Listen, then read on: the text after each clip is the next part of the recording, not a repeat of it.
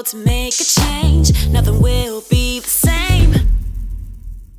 Talofa lava. My name is Matthew and welcome to our Manukau Institute of Technology online lecturer and support services series. Now today we are joined by Gina and Thea Turner, who is our academic lead lecturer and will be talking to us in regards to our Bachelors of Counselling. And then just to start us off, yeah, if you can, just introduce yourself, talk about how long you've been teaching at MIT and a little bit about your background in the field that you teach. Talofa lava, talofa Matt, talofa Gina. So my name is Thea Turner, and this is my third year at MIT teaching the Bachelor of Applied Counselling. And yes, I have been a counsellor for more than 15 years, I think. So really, I have life experience in the field, and just that my passion for helping the people. So I bring that into the MIT program. And as a Pacifica lecturer, I contribute from the Pacifica models of counseling and putting that as part of the teaching, also helping with the mainstream models or in the whole program. So I've been providing psychological counseling as well as supervising and mentoring some of the student counselors, especially Pacifica student counselors in the community. And yes, I thoroughly enjoy teaching at MIT, and as part of the team, our team, we work together and really in having the collaboration or integration of the models that we teach. That's awesome. Thank you so much for that, Thea. Moving along into our next question. So please tell us a bit about the program, if there's an opportunity to study your program online, whether it's available part-time, full-time, and also where your program is being taught. So the Bachelor of Applied Counselling program is being taught at the Manukau campus. It is a blended course, so it's online, as well as there are 4 weeks or block weeks, and we call it, we name it Wānanga On-Site Talanoa, or What Week, and it's 2 weeks per semester, semester 1 and semester 2. So that is compulsory, because that's when we come face to face and do the practice, the counseling skills that they learn. And it's really good because they all come together, and then you kind of put a face to a name, because when you're online, you don't really, sometimes you don't see the face. But they enjoy. So that's 4 weeks per year. And that's when they come to the Manukau campus. That's where we all meet and do the practice, but also the learning and working in groups. So that's part of our program. It's also group process and group work and learning to work together in a group. That's really cool. And how amazing is it that they get to be studying at Manukau campus, which is just amazing insight, and what a location. In regards to those students going into that class, can you tell us a little bit about what a day looks like in the classroom? So a little bit more about the content, but more importantly, what the class size is, classroom atmosphere, and yeah. So normally, I think there are about 70, 80 students. And since we've gone online, there's an increase because, like you say, Matt, you can study from anywhere. You don't have to come in every day or every week. So they can study part-time or full-time. So it's online, but at the same time, just come in. Now, you asked a question about what does a day look like. It is a set program or structure for the day. And normally this is where the teaching or even review the programs, because it's online, we come together and then we talk more about it, but as well as clarify, review, and also come together in kind of triad where they practice counseling skills. So that's the day, so it's like, having the breaks like morning tea and lunch, and it's from 9 to 4. Yes, and like more and some activities where they engage in counseling practice, that is the day. It's also opportunity for them to clarify assessments. They talk more about it and what it means and make sure they understand, so that when they go back like online, they know what to do. That's awesome. Thank you for that. Moving on to our next question. What is the most unique thing about the question? So about your program that you teach? To you, what do you love most? What do I love most? Relationship with students. What I love most is when you see them, get it, or the light bulb moment. See them successful. When you see them enjoy, and that's what I like most, because the program itself, it's really to teach students to become effective counselors. So when you see them enjoy and have that passion, it kind of really give us the energy and encourage us to, hey, yeah, it's good. And when you see them graduate each year, it's even better. And then when you meet them outside in the community working, it's like, yay, so that wakes me up in the morning. And I'm sure part of our team, all of our lecturers on our team, there's about 6 or 7 of us. So I'm the Pacifica lecturer. There's also Maori colleague. But yeah, so that gives us the passion really to continue, helping them. Now, you've spoken a little bit about, I guess, passion, motivation in regards to the job. When we've got students coming into the course, what do you think is probably one of the key qualities or traits they should be coming along to make sure that they get the most out of the course?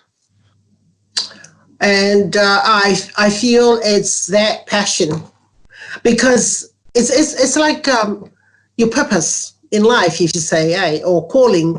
So they come with that passion to help the people, and now they come to learn the skills, because that's where they come into this study this program, and it's the theory part, and then we practice counseling.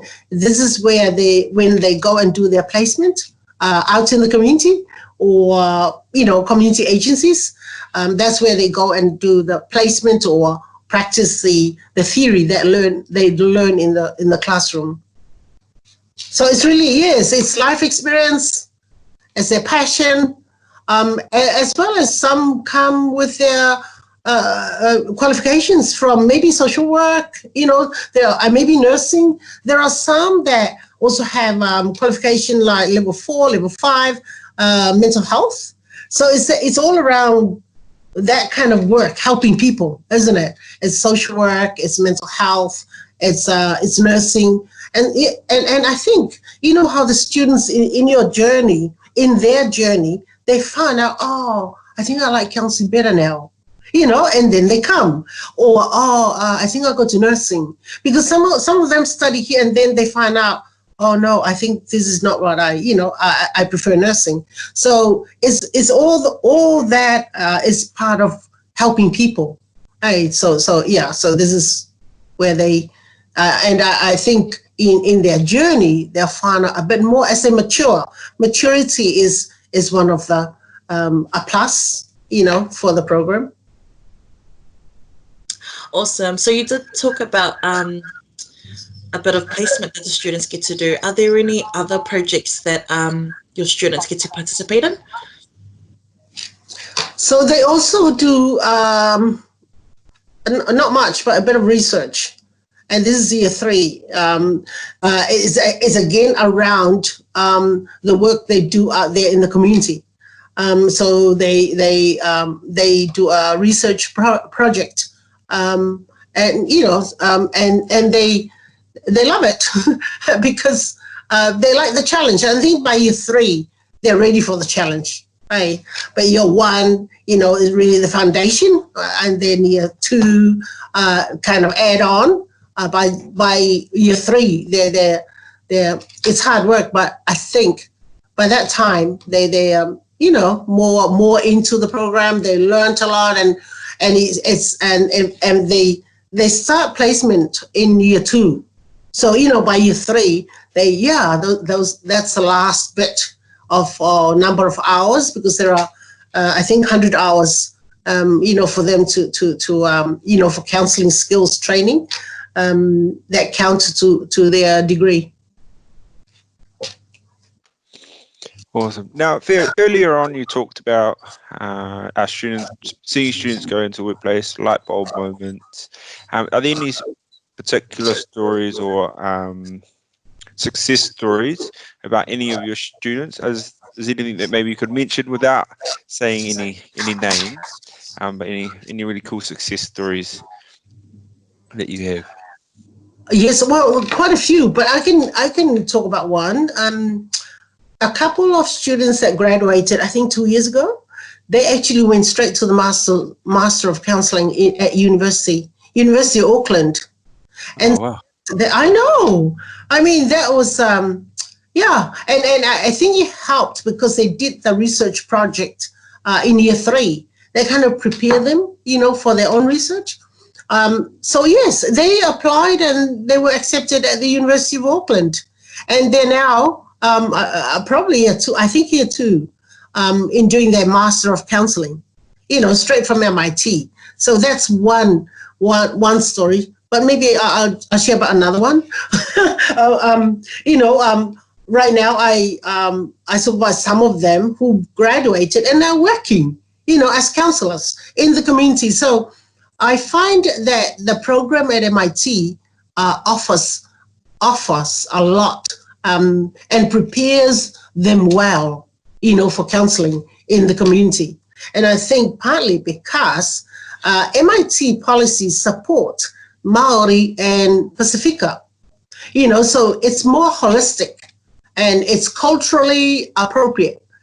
So when you prepare them well for counselling, they actually can, the non-Pacifica can counsel the Pacifica, people, because they've learned and now and also practiced, but now they're going to actually put into work, and of course with support from, supervisors and support from colleagues or Pacifica peers. So I think that's part of the success of this program, is because it's holistic, it's culturally responsive and appropriate, for Pacifica people. Yeah, I love that, because then that's also something that we can take to our schools if we ever at a school expo or presentations. That's definitely something we can promote about your program. So that's a beautiful thing to know. We didn't really touch base on the entry requirements into the Bachelor of Applied Counselling, so I'd just like to touch point on a few of things. Right. So there is an interview. There's a process. So there is an interview, and the interview it's not that hard. I've been to interviews for, maybe for jobs, but no, there is an interview process, and it's very, very simple. We simplify it because when they come, like I said before, it's life experience that counts. It's the passion for helping people and counseling. And there are questions in the interview process where it target or focus on that. There's also I think, police check, for where they look at, make sure they're safe to work with children. Yeah, the Vulnerable Children's Act. So that's a requirement. At the same time, like I say, I think they come with their, there's no set, for entry, meaning it's life experience. It's the skills they bring already, because some of them come to study the program, but they've already worked out there. It's either volunteer or support or, with people. And like I said, some of them come with their own degrees from social work or maybe mental health or level 4, level 5, like a certificate or diploma. So we consider all that. And in this interview, the questions are focused on those areas where we then make a decision whether to accept or not. And most of the time we accept, because unless we find out that they're fake. But we haven't come across that yet. I mean, they're genuine people wanting to help people, but it's for us also to support. And remember, in every program at MIT, there's also the support services, isn't it? There's a lot of them to support Pacifica, support Maori, and also support, everyone.